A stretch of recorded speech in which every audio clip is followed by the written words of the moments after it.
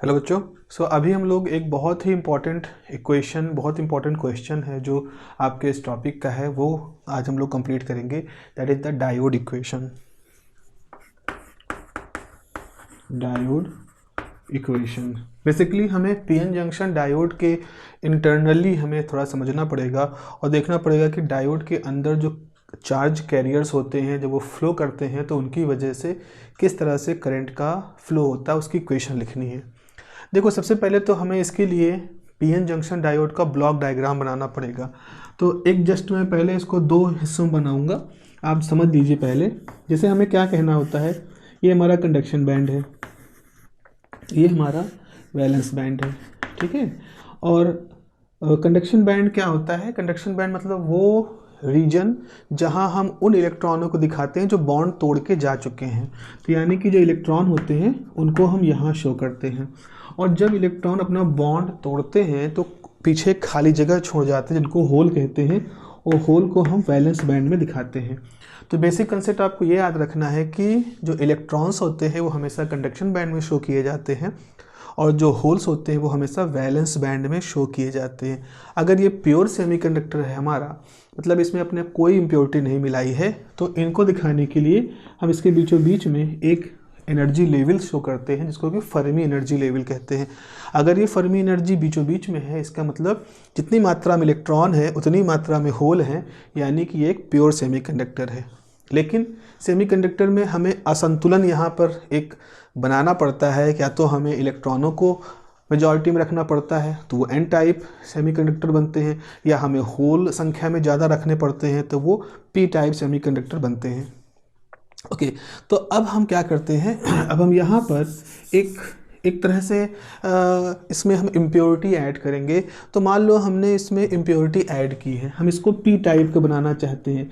P type का बनाने के लिए हम अपने प्योर सेमीकंडक्टर के अंदर बहुत सारा एल्यूमिनियम मिला देंगे। एल्यूमिनियम मिलाने से क्या होगा कि पी टाइप के लिए जो होल होंगे वो संख्या में ज़्यादा होंगे, तो होल संख्या में ज़्यादा होने शुरू हो जाएंगे।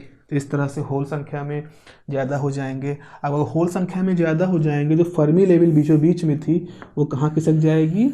वो वैलेंस बैंड की तरफ खिसक जाएगी। तो एक तरह समझ लो, जिस तरफ इलेक्ट्रॉनों की संख्या, जिस तरफ चार्ज कैरियर की संख्या ज़्यादा होगी, अगर होल की संख्या ज़्यादा होगी तो फर्मी एनर्जी नीचे की तरफ शिफ्ट करेगी, अगर इलेक्ट्रॉनों की संख्या ज़्यादा होगी तो फर्मी लेवल ऊपर की तरफ शिफ्ट करेगी।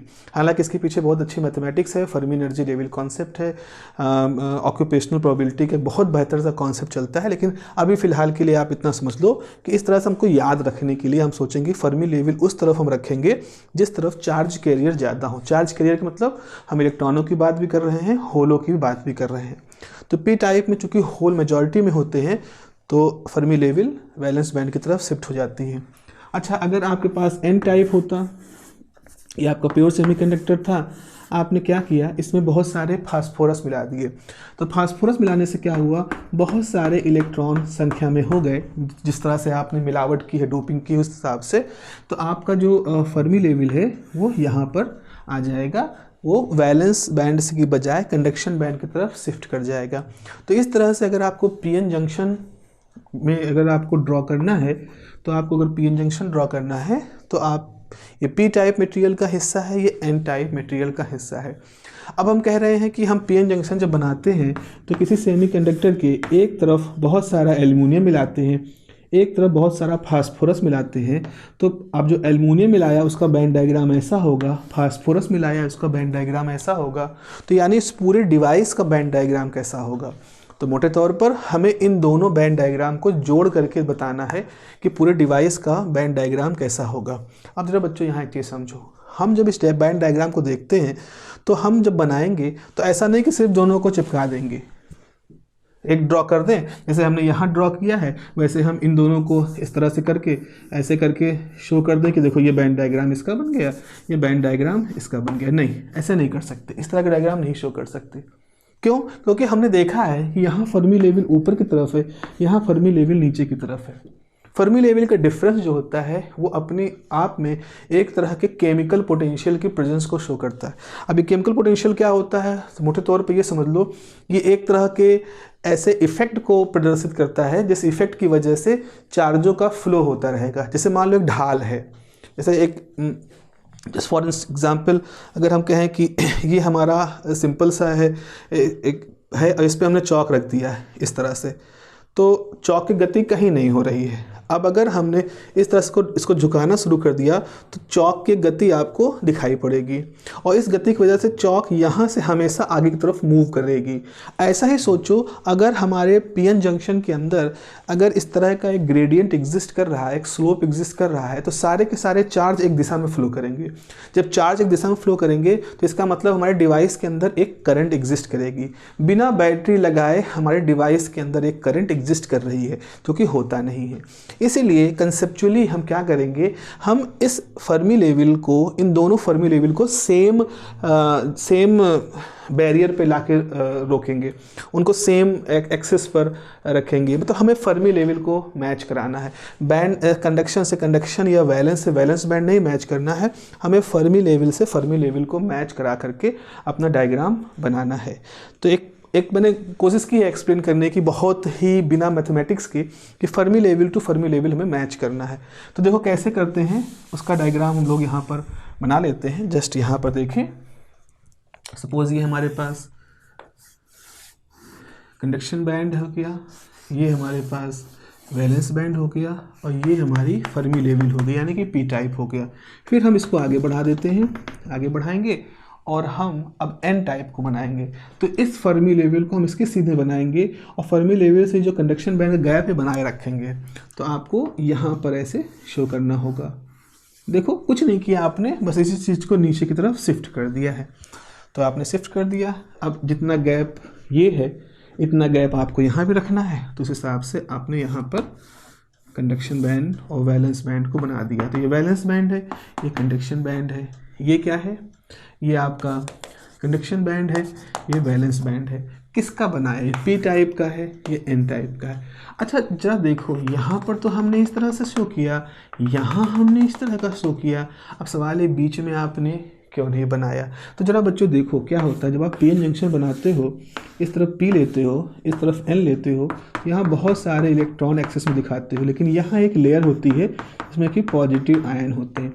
इधर आप बहुत सारे होल दिखाते हो, लेकिन बीच में एक लेयर होती है जहाँ निगेटिव आयन होते हैं। यानी कि ये हिस्सा पूरी तरह से एन का है, ये हिस्सा पूरी तरह से पी का है, और ये बीच वाला जो हिस्सा होता है इसमें आयन होते हैं। ये एन और पी का नहीं होता, ये आयन के हिस्से होते हैं। तो हम ये जो बीच वाला हिस्सा है ये आयन दिखाएंगे, और इस बीच वाले हिस्से के बीच में भी एक लाइन होती है जो कि एक तरह की जंक्शन की लाइन है। तो हम एक तरह से यहाँ पर बीच में एक जंक्शन की लाइन शो कर सकते हैं। अब देखो इस तरफ पॉजिटिव चार्जेस हैं, यानी कि इलेक्ट्रिक फील्ड अप है। तो यहाँ से हम अपने बैरियर में इलेक्ट्रिक फील्ड को अप दिखाएंगे, यहाँ से भी इलेक्ट्रिक फील्ड को अप दिखाएंगे, यहाँ से इलेक्ट्रिक फील्ड को अप दिखाएंगे, यहाँ से इलेक्ट्रिक फील्ड को अप दिखाएंगे।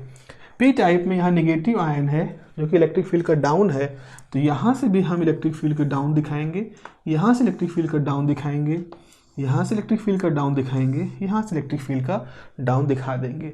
तो इस प्रकार से ये हमारा बैंड डायग्राम बन गया है, किसका, पीएन जंक्शन का। तो पीएन जंक्शन को जो बैंड डायग्राम है वो हम इस तरह से बना ले रहे हैं। अब इन चीज़ों को हम यहाँ से हटा सकते हैं, इनको हम यहाँ से हटा भी सकते हैं, ज़रूरत पड़ेगी तो बनाएंगे, अदरवाइज इसको हम अभी हटा सकते हैं, क्योंकि अभी हमें बहुत कुछ चीज़ें इसके अंदर और भी बनानी है। ठीक है, ये हमने पीएन जंक्शन बना लिया। थोड़ा सा और इसको बड़ा कुपोषित सा दिख रहा है, तो इसको हम ऐसे दिखा देते हैं। ये हो गया ऐसे, this is some kind of, थोड़ा सा इसमें इस तरह से, आई थिंक ये थोड़ा ठीक लग रहा है। ये देखो, ये अब देखो यहाँ पर क्या है, कम मात्रा में, पी टाइप का है ना, तो कम मात्रा में इलेक्ट्रॉन है, लेकिन ज़्यादा मात्रा में यहाँ पर आपके पास क्या होंगे, होल्स होंगे। यहाँ पर ज़्यादा मात्रा में इलेक्ट्रॉन है, चूँकि एन टाइप है तो इलेक्ट्रॉन्स मेजॉरिटी में है, और कम मात्रा में आपके पास होल्स हैं। तो इस प्रकार से हमारा ये एक पीएन जंक्शन का ब्लॉक बैंड डायग्राम हमने बना लिया है। अच्छा अब देखो यहाँ पर अब बैंड डायग्राम जब बन गया, थोड़ा सा इसके रेफरेंस लाइन से बना ही देते हैं। जब हमारा बैंड डायग्राम बन गया है तो अब हम देखेंगे यहाँ पर किस तरह के मोशन संभव हैं, किस तरह के मूवमेंट हो सकते हैं चार्जेस के। अब जरा यहाँ पे देखो, तो यहाँ पर संभावना ये है कि इधर के मेजॉरिटी इधर जा सकते हैं, संभावनाओं की बात कर रहे हैं। जब हम फॉरवर्ड बायस करेंगे तो जाएंगे ही मेजॉरिटी, और इधर के माइनॉरिटी इधर आ सकते हैं, है ना। इधर मतलब आप ये ऐसा कहना चाह रहे हो, इधर के hole, not minority majority, please slip of the tongue, ये होल्स हैं, ये होल्स इधर जा सकते हैं, ये इलेक्ट्रॉन इधर आ सकते हैं। अगर हम इसको प्लस कर दें और इसको माइनस कर दें, इसको हम कहते हैं फॉरवर्ड बायसिंग, चार्ज कैरियर्स का मूवमेंट होगा। साथ ही साथ अगर हम इसको रिवर्स बायस करते हैं तो रिवर्स बायस में क्या होगा, ये चार्ज इधर से नहीं जाएंगे, ये होल इधर नहीं जाएंगे, लेकिन इधर जो कम मात्रा में इलेक्ट्रॉन है वो इधर मूव करेंगे, और इधर जो कम मात्रा में होल है वो इधर मूव करेंगे।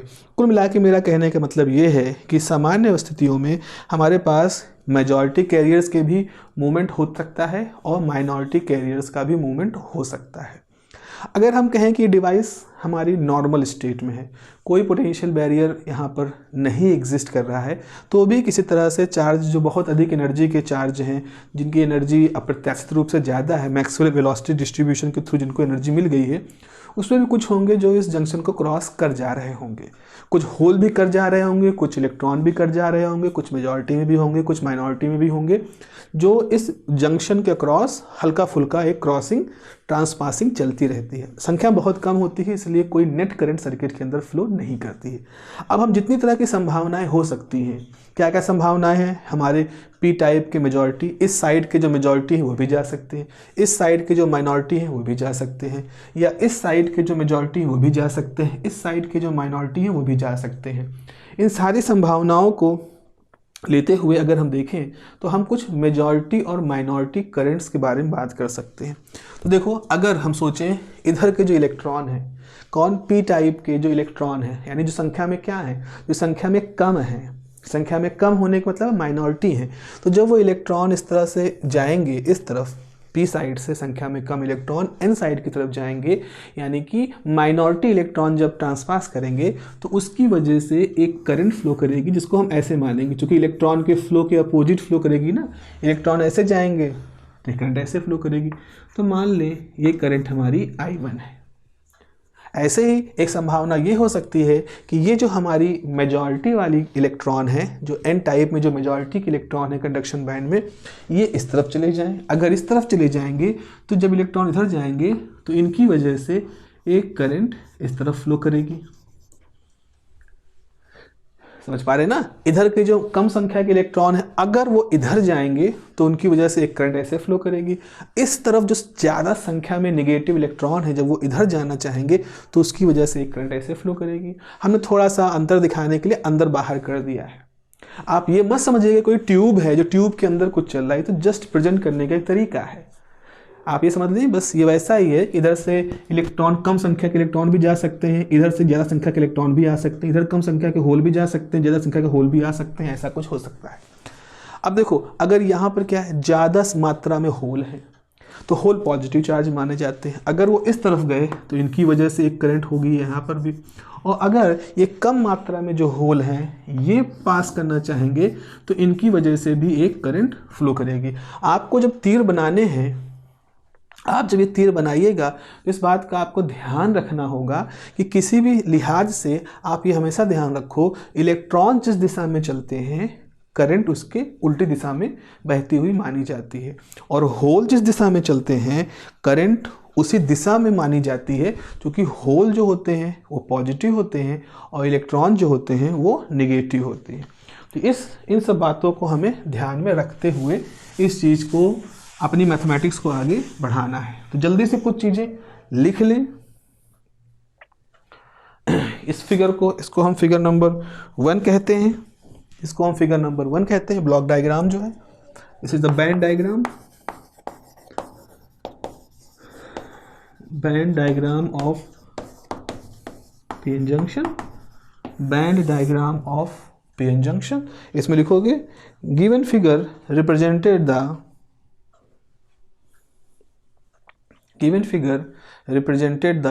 band diagram of PN junction. Band diagram of PN junction. Full stop. In this diagram,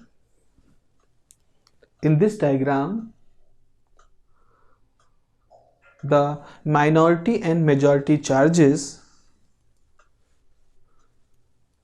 in this diagram, the minority and majority charges are represented in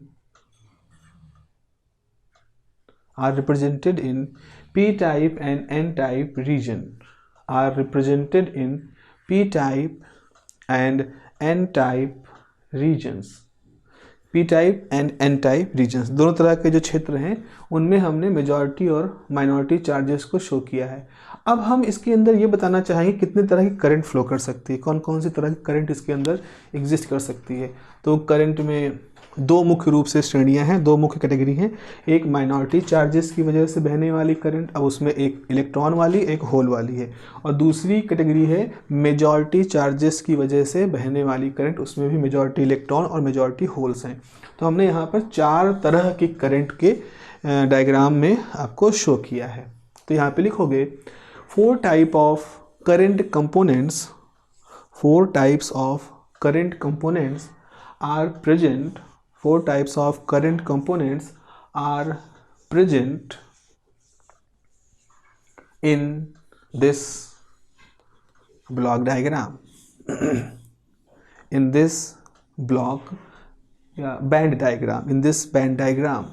पहला लिखेंगे, पहला तो हम लिखते हैं जैसे ये देखो माइनॉरिटी इलेक्ट्रॉन्स जो हैं जो p साइड से n साइड की तरफ आ रहे हैं, यानी conduction band of p side से आपको conduction band of n side की तरफ आते हुए अगर माइनॉरिटी इलेक्ट्रॉन देखेंगे तो उनकी वजह से माइनॉरिटी इलेक्ट्रॉनों की करंट I1 है.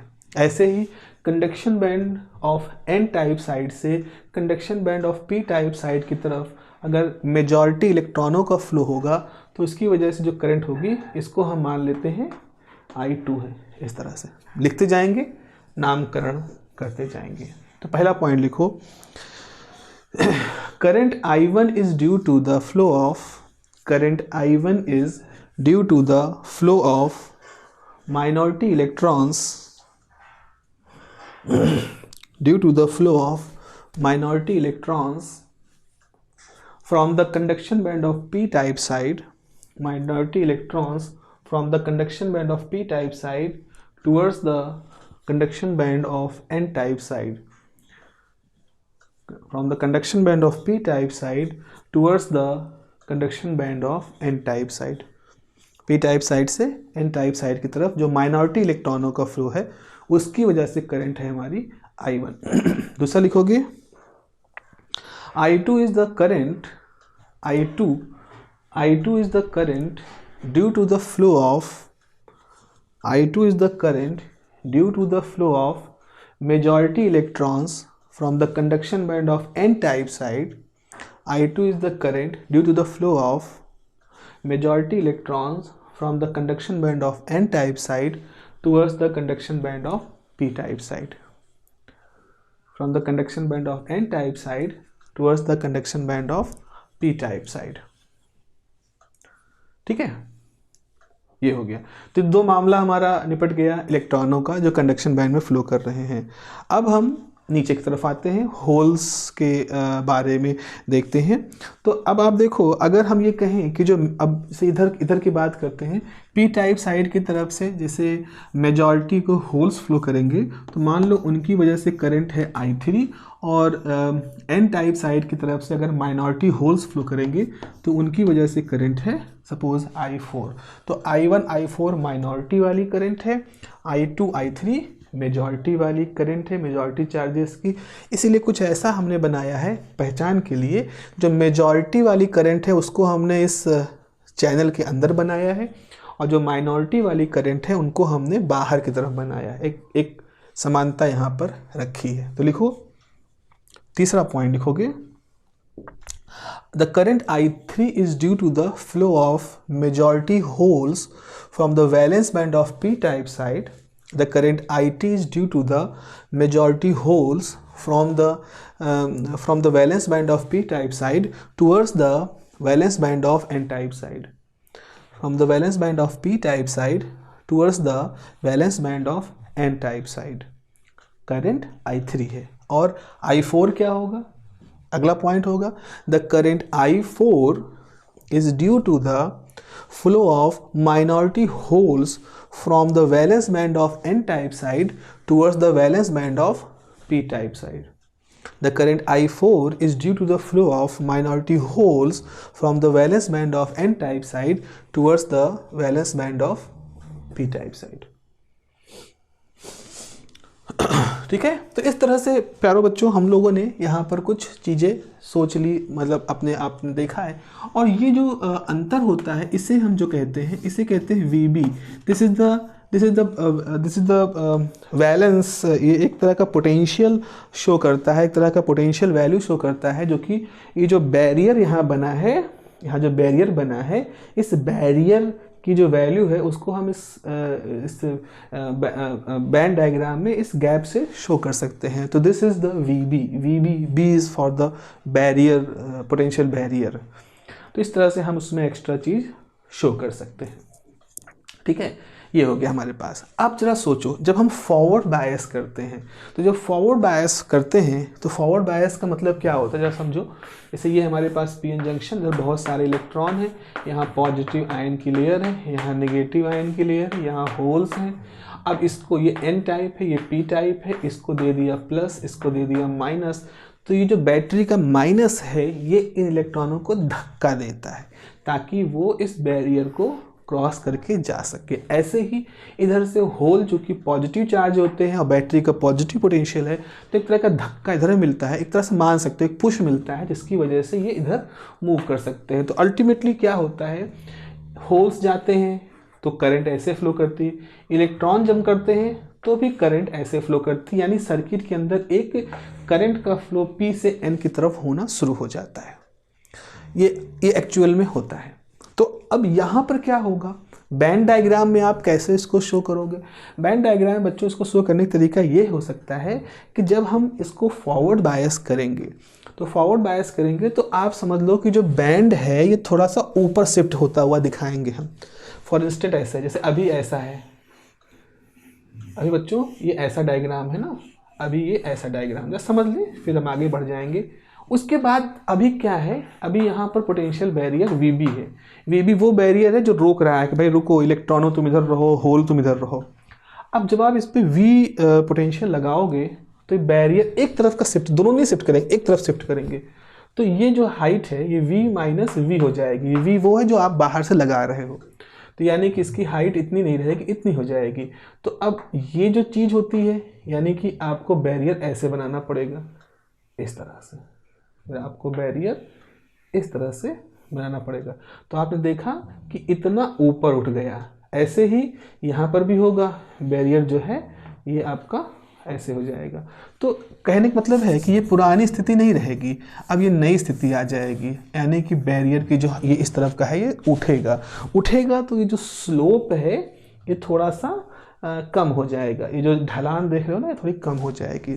तो जैसे ही आप यहाँ पर पोटेंशियल बैरियर लगाओगे, तो पोटेंशियल बैरियर के लगते ही ये जो इधर की जो चढ़ाई है ये कम हो जाएगी। अब इसको ऐसे सोच सकते हो, एक बस सोचने के लिहाज से है कि जो इलेक्ट्रॉन इधर से इधर जाने की कोशिश कर रहे थे, मेजॉरिटी इलेक्ट्रॉन जो जाने की कोशिश कर रहे थे, उनकी चढ़ाई अब कम दिखेगी। जब चढ़ाई कम दिखेगी तो वो आराम से अपनी एनर्जी से उसको चढ़ जाएंगे। थोड़ी देर भी सोचो, यहाँ कुछ लोग खड़े हैं, अब उछल के इधर जाना चाह रहे थे, उनके पास ऊर्जा है जिससे वो उछल रहे हैं, जाना चाह रहे हैं, लेकिन ये यहाँ तक पहुँच नहीं रहे थे क्योंकि ऊंचाई ज़्यादा थी। लेकिन आपने इनको थोड़ा सा यहाँ कुछ गद्दे लगा दिए, कुछ स्प्रिंग लगा दिए, कुछ सीढ़ी कुछ ऐसा लगा दिया, तो ये क्या करते हैं, उसी एनर्जी से अब ये कम होने की वजह से वहाँ पर जा पा रहे हैं। बस ऐसे कुछ आइडिया हम लोग यहाँ पर सोच रहे हैं जब फॉरवर्ड बायसिंग होती है। तो बच्चों जैसे ही यहाँ पर फॉरवर्ड बायसिंग होगी, अच्छा इसको डालते हैं, जैसे यहाँ पर फॉरवर्ड बायसिंग होगी तो भाई क्या होगा, हमारे जो पोटेंशियल है वो V से घट के V माइनस VB हो जाएगा। ठीक है, V माइनस VB हो जाएगा। और इसका सबसे ज़्यादा फ़ायदा किसको होगा, इसका सबसे ज़्यादा फ़ायदा इन मेजॉरिटी वालों को होगा, जो कि ये मेजॉरिटी वाले हैं जो आराम से और तेज़ी से यहाँ से यहाँ जा पाएंगे। तो खैर ये हो गया हमारे पास। अब हम जरा देखें, अब जरा एक चीज़ देखो, वो तो फॉरवर्ड बायस की बात होगी। अब जरा देखते हैं, पहले करंट का मसला हम यहाँ पर देख लेते हैं। अगर करंट की डायरेक्शंस को मिलाएं तो ये दोनों एक डायरेक्शन में है, ये दोनों एक डायरेक्शन में है ना। I2 मेजॉरिटी की वजह से है, I3 मेजॉरिटी की वजह से है, तो ये करंट ज़्यादा होंगी। यानी कि आपके पास I2 और I3 ये किसकी वजह से है? ये दोनों करंट मेजॉरिटी चार्ज कैरियर की वजह से हैं, जो संख्या में ज़्यादा हैं।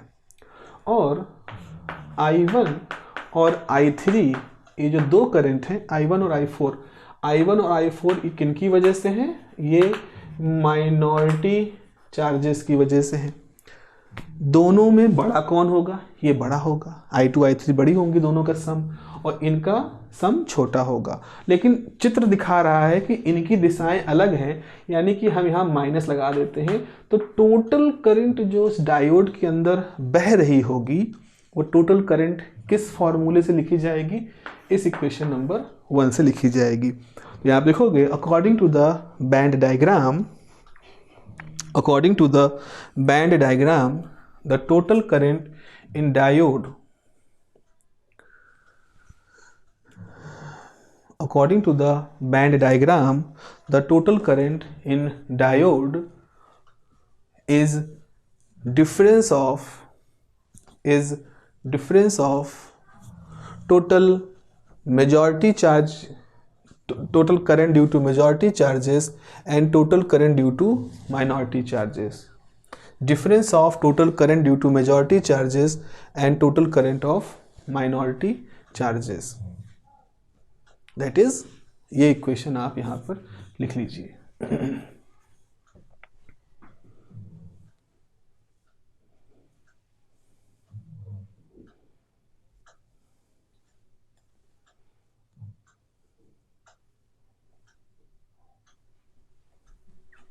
ठीक है, इस तरह से आ जाएगा। अब देखो यहाँ पर हम एक चीज़ देखेंगे कि अब हमने ये देखा है कि जो माइनॉरिटी चार्जेस वाली करंट है, वो it is not very sensitive to the applied external applied forward voltage. अगर हम यहाँ फॉरवर्ड वोल्टेज लगाएंगे तो ये जो हाइट कम होगी, तो इस हाइट कम होने से फ़ायदा होगा इन इलेक्ट्रॉनों को भी होगा, मेजॉरिटी चार्जेस को भी होगा। तो मोटे तौर पे हम ये कह सकते हैं कि it has been observe that कि जब हम बाहर से एक वोल्टेज अप्लाई करते हैं, एक फॉरवर्ड बायस वोल्टेज अप्लाई करते हैं, तो मोस्टली जो मेजॉरिटी चार्जेस की करंट है, यानी कि I2 और I3 है, ये इस पोटेंशियल से के प्रति कुछ ज़्यादा सेंसिटिव होती है।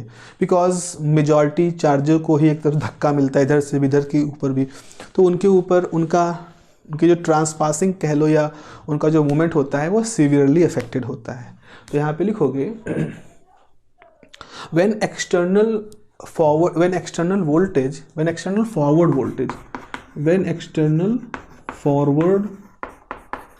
voltage V is applied, when external forward voltage V is applied over the PN junction barrier,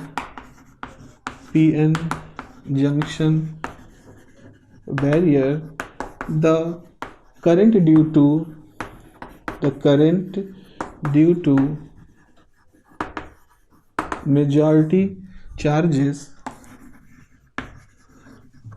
changes, current due to majority charges changes significantly। ठीक है ना, current due to majority charges changes significantly, and full stop, these current, the expression for these current, the expression for these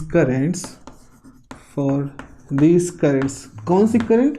जो majority charges की वजह से है। The expression for these currents में express by using Boltzmann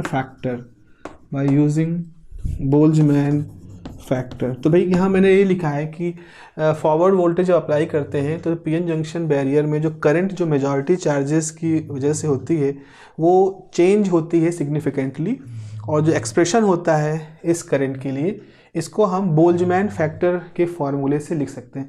actually Boltzmann factor क्या होता है, जब भी आप देखते हो e की power minus some energy divided by K time temperature, अगर आप कहीं ऐसा कोई फैक्टर देख रहे हो तो this is a very important factor and it is called the Boltzmann factor. तो हम इसी फैक्टर, और ये फैक्टर एक तरह से डिस्ट्रीब्यूशन को बिलोंग करता है, Boltzmann distribution, Maxwell Boltzmann energy distribution, velocity distribution, ये काफ़ी कुछ है जो इसको कंट्रोल करता है। और वैसा ही कुछ यहाँ पर करंटों के मामले में भी हो रहा होगा, तो हमारा ये फैक्टर उसके एक्सप्रेशन में आता है। बट बहुत फिजिक्स की डिटेल में हम यहाँ पर नहीं उतर रहे हैं, बिकॉज इसके लिए थोड़ा बैकअप अलग तरह का होना चाहिए, बट इसको हम यूज कर सकते हैं।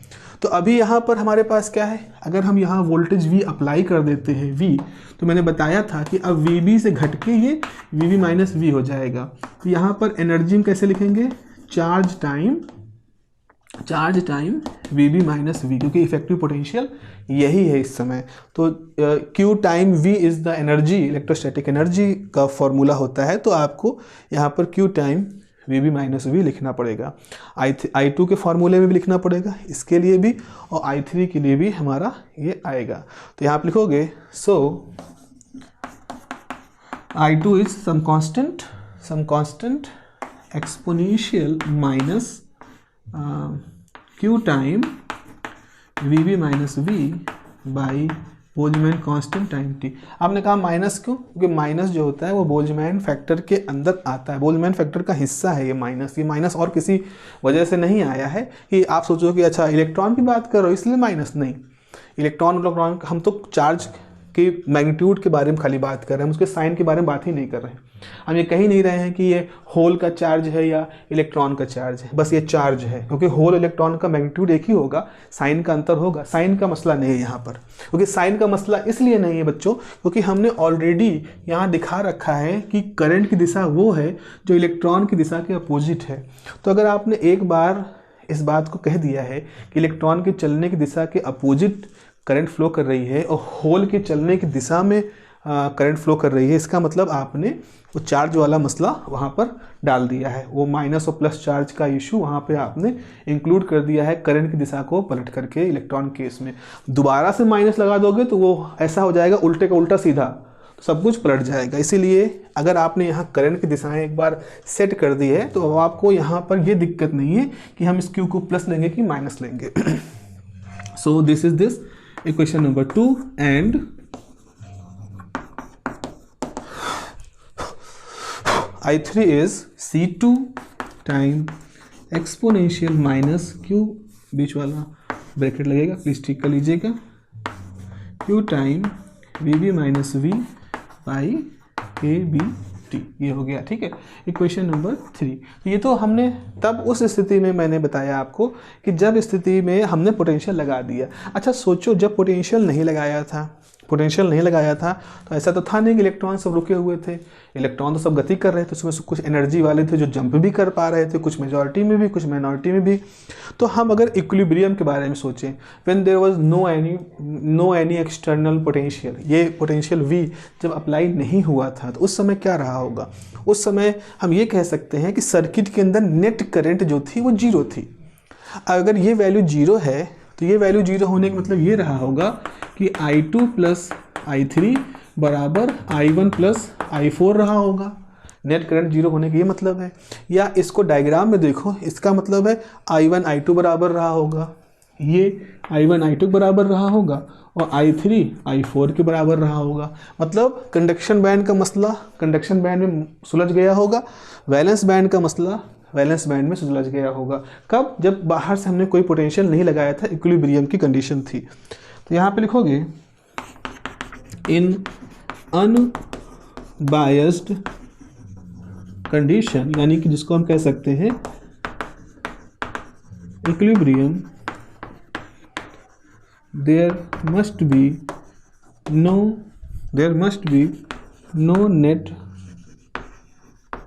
Current in the PN junction diode. भाई सही बात है ना, बाहर से कोई बैटरी नहीं लगाए तो अपने आप इसके अंदर करंट फ्लो नहीं कर रही होगी। In unbiased condition there must be no net current in the PN junction diode, यानी कि I बराबर 0 रहा होगा। सो वी में राइट तो हम क्या लिख सकते हैं, I1 किसके बराबर रहा होगा, I2 के, है ना, एक दूसरे को बैलेंस कर दे रहे होंगे। एंड I3 रहा होगा I4 के, तो I3 रहा होगा I4 के। अच्छा, अगर ऐसा रहा होगा तो चलो ऐसा करते हैं बच्चों, हम इक्वेशन नंबर 2 और 3 को लिखते हैं। अब इसको हटा देते हैं, इसकी आवश्यकता अब हमें नहीं पढ़नी है। यहाँ पे लिखेंगे, तो अब आप लिखोगे 10 इक्वेशन 2 बिकम्स, किस स्थिति में हम ये कहेंगे कि V 0 है। जब V 0 है तो I2 को किसके बराबर लिख सकते हैं, I1, तो हम लिखेंगे I1। इक्वेशन नंबर 2 में हम I2 की जगह पे I1 रखेंगे, बराबर कितना हो जाएगा, C1, और वहाँ से क्या हो जाएगा, एक्सपोनेंशियल माइनस, यहाँ पर V 0 कर दोगे तो माइनस, अब Q VB बाई KB/T। यहाँ KB क्या है, यहाँ लिख देंगे, यहाँ पर जो KB है this is the Boltzmann constant, ठीक है। तो यहाँ से आ गया, तो यहाँ से C1 की वैल्यू क्या आ जाएगी, I1, माइनस है ना तो उधर जाएगा तो प्लस हो जाएगा, तो exponential Q VB by KB/T आ जाएगा, ठीक है। ऑल्सो बाई इक्वेशन नंबर 3 में क्या रहा होगा, I3 की जगह पे I4 कर दो आप यहाँ पर, तो I4 और C2 यहाँ पर रखना, C2 exponential minus Q VB KB/T, यहाँ से C2 बराबर हो जाएगा I4 exponential Q VB KB/T। थोड़ा सा इसको ठीक कर ले, ये हो गया। तो ये हमारे पास हो गई इक्वेशन नंबर 4, इक्वेशन नंबर 5। अच्छा, इक्वेशन नंबर 4, 5 हो गई, तो क्या करोगे, अल्टीमेटली उठा करके हम C1 और C2 की वैल्यू को उठा के रख दें इक्वेशन नंबर 2 और 3 में, क्योंकि असली स्थिति तो यही है ना। करंट अगर आप चाहते हो कि आप एक इक्वेशन लिखनी है, एक इक्वेशन किसके लिए, जब ट्रांजिस्टर में जो डायोड में जो करंट बहती है उसके लिए इक्वेशन लिखनी है। तो डायोड में करंट कब बहेगी, जब फॉरवर्ड बायस लगाओगे तभी बहेगी करंट। तो आपको असल में मैथमेटिक्स तो करनी है फॉरवर्ड बायस के लिए, वो तो यहाँ पे कांस्टेंट आ गए थे C1 C2, इनको निकालने के लिए हमने कुछ इनिशियल वैल्यू कंडीशन को यूज किया है। इस तरह से ये जो कंडीशन होती है जब हम इनिशियल स्टेट में जाते हैं, इक्विलिब्रियम स्टेट में जाते हैं, तो वहाँ जाने का मकसद ये होता है कि हमें अपने फॉर्मूले के अंदर जो कॉन्स्टेंट आए हैं उनकी वैल्यू पता करनी है। वो हमने पता कर ली, C1 की वैल्यू क्वेश्चन नंबर 4 से, C2 की वैल्यू क्वेश्चन नंबर 5 से। इसीलिए हमको ये अनबायस्ड या इक्विलिब्रियम कंडीशन की बात यहाँ पर कहनी पड़ी। तो C1 C2 की वैल्यू जब आ चुकी है तो क्या करोगे, इक्वेशन नंबर 2 और 3 को मॉडिफाई कर दोगे। तो यहाँ पर लिखोगे substituting the values of C1 and C2 from equation 4, 5 in equation 2 and 3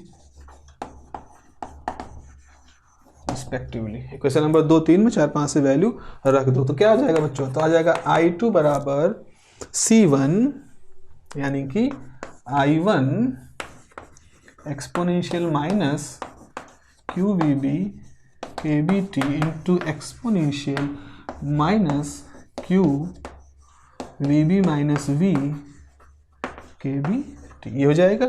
इसी को जरा हल कर लेते हैं, तो जाएगा I1 exponential minus QVB by KB/T। एक मिनट, वहाँ C1 की वैल्यू क्या थी, C1 की वैल्यू प्लस थी ना, प्लस प्लस प्लस, हाँ अभी ठीक है। तो ये जाएगा exponential minus QVB by KT into exponential ये minus plus Q V by K T. I hope आप समझ रहे होगे मैंने क्या किया है, एक्सपोनेंशियल को ब्रेक कर दिया। इसे एक्सपोनेंशियल ए प्लस बी है, इसको एक्सपोनेंशियल बी इस तरह से लिख दिया है, वैसा यहाँ किया है। इस पार्ट को ब्रेक कर दिया है। इससे करने का मकसद ये होगा, ये हम आपको कटता हुआ दिखा देंगे और फाइनली आपको एक फार्मूला कॉम्पैक्ट फॉर्म में यहाँ पर मिल जाएगा और वो फार्मूला होगा I2 is equal to I1 और सिर्फ ये टर्म बचेगा, टर्म है exponential QV by KBT। KB is the Boltzmann constant. इसी तरह से अगर हम अपने फॉर्मूले को देंगे तो I3 बराबर क्या हो जाएगा, ऐसे लिखोगे सिमिलरली I3 बराबर क्या हो जाएगा बच्चों, I3 बराबर हो जाएगा, C2 पे रखोगे, ये करके देख लेना इस चीज़ को, तो हो जाएगा एक्सपोनेंशियल I4। वहाँ भी सब कटा के आपके पास फार्मूला ये बचेगा एक्सपोनेंशियल QV बाई KBT, बस इतना बचेगा। I2 के फॉर्म इस तरह से वहाँ भी एक ही पावर कैंसिल हो जाएगी और ये रहेगा। ये 2-3 स्टेप हैं जो आप आई वुड सजेस्ट कि आप अपनी कॉपी में लिख लीजिएगा, क्योंकि यहाँ पर हो सकता है आपको लगे हाँ सर ऑब्वियस सी बात है, लेकिन जब आप रिवाइज कर रहे होगे तो फिर ये सब छोटी छोटी चीज़ें अटक जाएंगी। अब हमारे पास इक्वेशन नंबर 6 हो गया, इक्वेशन नंबर 7 हो गया है। इक्वेशन नंबर 6 और 7 की वैल्यू आपको कहाँ रखनी है, इक्वेशन नंबर 1 में। Bye substituting the values of equation 6, 7 in equation 1, what we get? We get I is equal to I1 exponential QV KBT plus I4 exponential QV KBT minus I1 plus I4।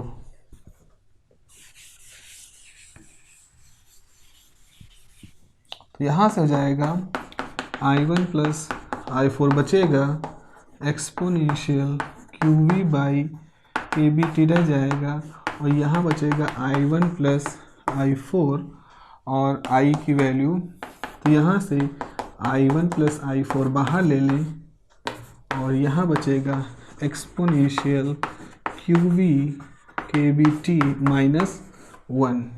अब हम लिख देते हैं put, मान लो put I0 is I1 plus I4 minority charges current. अगर charges apostrophe लगा है, अगर माइनॉरिटी चार्जों की वजह से करंट अगर I0 है तो फॉर्मूला आपके पास क्या आ जाएगा, फॉर्मूला हो जाएगा I बराबर I0 एक्सपोनेंशियल, इसको रख देते हैं इसे ब्रैकेट में, exponential Q time V KBT minus 1। ये है बच्चों हमारा पूरा फॉर्मूला, ये हमारा डायोड इक्वेशन है। This is called the diode equation. और इस डायोड इक्वेशन में आपके पास ये सारे टर्म दिखाई पड़ रहे हैं, ठीक है ना। इस तरह से हमारी डायोड इक्वेशन लिखी जाती है। अब एक चीज़ और है, ये डायोड इक्वेशन है तो क्या रिवर्स बायस और फॉरवर्ड बायस में इसका कुछ रोल आएगा, और क्या हम इससे फॉरवर्ड बायस और रिवर्स बायस की कैरेक्टरिस्टिक को शो कर सकते हैं? तो इसका जवाब होगा बिल्कुल कर सकते हैं। इसी कैरेक्टरिस्टिक को शो करने के हमारे पास तरीके हैं। ज़रा मुझे बताइए फॉरवर्ड कैरेक्टरिस्टिक में आपका ग्राफ कैसा होता है? जस्ट लेट मी साफ कर दें इसको, फिर हम आपसे इसको बात करते हैं।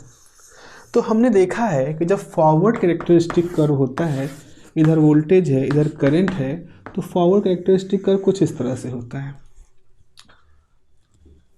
है ना। फॉरवर्ड का मतलब होता है P को पॉजिटिव बैटरी से जोड़ा, N को निगेटिव बैटरी से जोड़ा, तो इस तरह का कुछ ग्राफ आता है। ये जो ग्राफ है, ये जो ग्राफ होता है ना, इसको इसका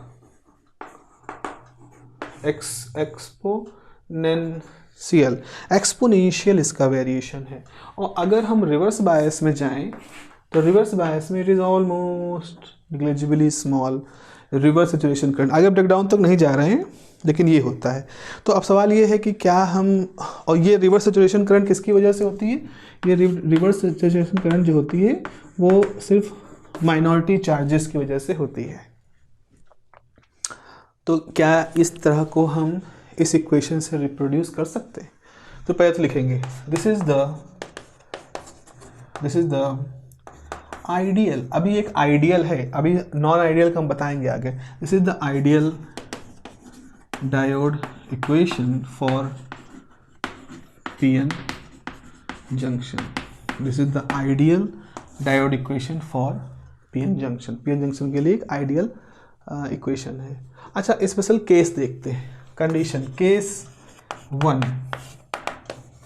व्हेन फॉरवर्ड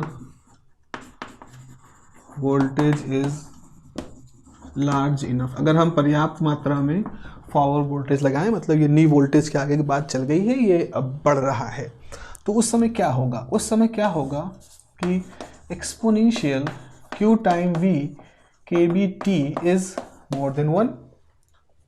भाई v लार्ज है तो ये पूरा फैक्टर, और टेम्परेचर कुछ है, टेम्परेचर को हमने वेरिएशन नहीं किया है, तो ये जो कुछ लार्ज होगा तो इतना लार्ज होगा कि ये 1 के रिस्पेक्ट में काफ़ी बड़ा होगा। तो हमारा ये जो टर्म है ये 1 के रिस्पेक्ट में बड़ा होने की वजह से हम इसमें 1 को यहाँ पर निगलेक्ट कर सकते हैं। तो यहाँ आप लिखेंगे so diode equation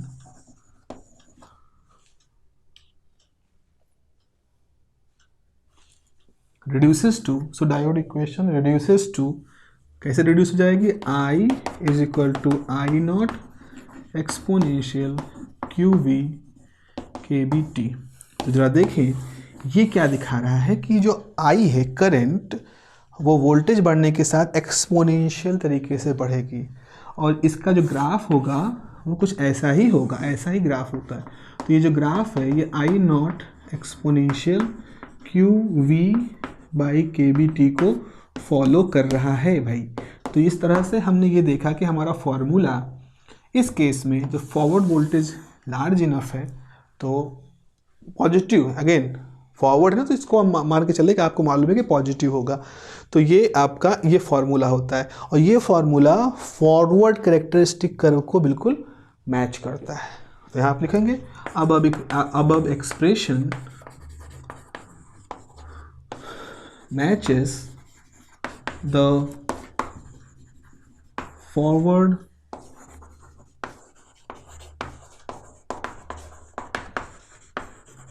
characteristic curve। above क्या लिख दिया? expression above expression matches the forward characteristic curve। okay, next is case 2। in reverse bias condition V is equal to minus V is equal to minus कुछ VR है, just some reverse minus is showing that कि reverse voltage आपने apply किया है। तो यहाँ पर क्या हो जाएगा? so diode equation becomes I is equal to I naught। अब क्या हो जाएगा? I is equal to I naught, और यहाँ हो जाएगा exponential minus QV by KT minus 1। तो अगर रिवर्स बायस कंडीशन है तो बच्चों देखो यहाँ पर कुछ ऐसा होगा कि ये जो फैक्टर है, ये जो फैक्टर का जो माइनस टर्म है, इस माइनस टर्म के होने की वजह से, ये जो माइनस टर्म होने की वजह से ये फैक्टर बहुत छोटा हो जाएगा। तो सो एक्सपोनेंशियल माइनस QVB हम बुला लाएंगे, तो ये हो जाएगा exponential minus QV/KBT less than 1 हो जाएगा। सो अगर ऐसा हो जाएगा तो ये डोमिनेट करेगा, यानी I = I0 - 1, यानी I = -I0, और ये जो I0 होगा, अब यहाँ I0 को हम क्या कहेंगे, रिवर्स सैचुरेशन करंट, ठीक है ना। ये हमारी I0 जो होगी रिवर्स सैचुरेशन करंट को बिलोंग करेगी, और जो कि रिवर्स कैरेक्टरिस्टिक कर्व का एक बहुत इंपॉर्टेंट फीचर होता है। तो इस प्रकार से हमने देखा कि हमारी डायोड इक्वेशन बहुत ही अपना काम करने में सार्थक सिद्ध होती है। पहला केस जब हमने फॉरवर्ड बायसिंग का लिया, तो उस फॉरवर्ड बायसिंग की कंडीशन को भी इसने बहुत बखूबी हमारे सामने दिखाया कि हाँ, फॉरवर्ड बायसिंग में किस तरह से कर्व इस तरह से बढ़ता है, एक्सप्रेशन भी दिखा, और रिवर्स कैरेक्टरिस्टिक कर्व में बड़ी खूबसूरती के साथ हमने देखा कि हमारे पास जो भी करंट होगी वो सिर्फ और सिर्फ माइनॉरिटी चार्जेस की वजह से होगी। अगेन जो माइनस चार्ज है, it is representing the reverse nature of our study. So this I0 is the reverse saturation current which is just because of the flow of minority charges, जो कि आप लोग को मालूम होना चाहिए। तो इस प्रकार से ये 12th की बातें हैं, थोड़ा सा आप 12th पढ़ लीजिए अगर आप यहाँ पे कुछ चीज़ों को समझ नहीं पा रहे हैं कि हम फॉरवर्ड कैरेक्टरिस्टिक क्या कह रहे हैं, रिवर्स कैरेक्टरिस्टिक का क्या मतलब है, तो आई वुड सजेस्ट कि थोड़ा सा 12th की चीज़ों को पढ़ लीजिएगा। देखो, लर्निंग जो होती है ना, इटरेटिव ही होती है, लर्निंग हमेशा इटरेटिव होती है। आप सोचो कि किसी व्यक्ति ने जीवन में एक बार पढ़ लिया तो उसको आजीवन याद रहेगा, ये शायद सुपरफिशियल बातें हैं। ये सब ऐसा ह्यूमन माइंड के लिए नहीं होता, सुपर ह्यूमन कोई होते होंगे तो उनके लिए होता होगा, और पता नहीं सुपर ह्यूमन कभी हुए हैं कि नहीं हुए हैं। हाँ, आप उसको इटरेटिव में द मोमेंट आप रियलाइज़ करते हो कि I don't know this, go and get it, just this is the super humanity, this is the super human behaviour. So the moment आपको रियलाइज़ होता है कि अरे ये तो मैंने 12th में पढ़ा होना चाहिए था, वहाँ होता है, तो आप जाकर 12th को पढ़िए, तो देन आप जस्ट उसको रिगेन कर लीजिए। ये कहे कि अरे वहाँ नहीं पढ़ा तो क्या कभी नहीं पढ़ेंगे जीवन में, that is not the good approach. So अगर आपको यहाँ पे कुछ चीज़ें लैग दिख रही है, ये तो मुझे नहीं आता, what do you mean by reverse saturation current, what is the forward saturation current, forward characteristic curve, sir ने एक नी वोल्टेज बोल दिया था, वो क्या होता है, then go and get it from the 12th book. बहुत अच्छे से लिखा गया है, बहुत बेहतरीन लिखा गया, NCERT में बिल्कुल मतलब गजब की चीज़ें उसमें लिखी गई हैं। आप उनको जा करके वहाँ पर रिकवर करिए और फिर यहाँ आकर के इसको समझिए। वीडियो आपके पास रहेगा, आप जितने बार चाहो उतनी बार देख सकते हो। बहुत सारी चीज़ें इसमें बीच बीच में मैंने बोली हैं ऐसी, तो शायद आप ना कैच कर पा रहे हो, जस्ट बिकॉज क्योंकि 12th का आप कुछ भूल चुके हो या वहाँ कुछ कवर नहीं है। तो उन चीज़ों को आप जब ग्रैब करोगे, देन अगेन आप इस लेक्चर को देखोगे तो मोस्ट ऑफ द पार्ट आप इसको एब्जॉर्ब कर पाओगे।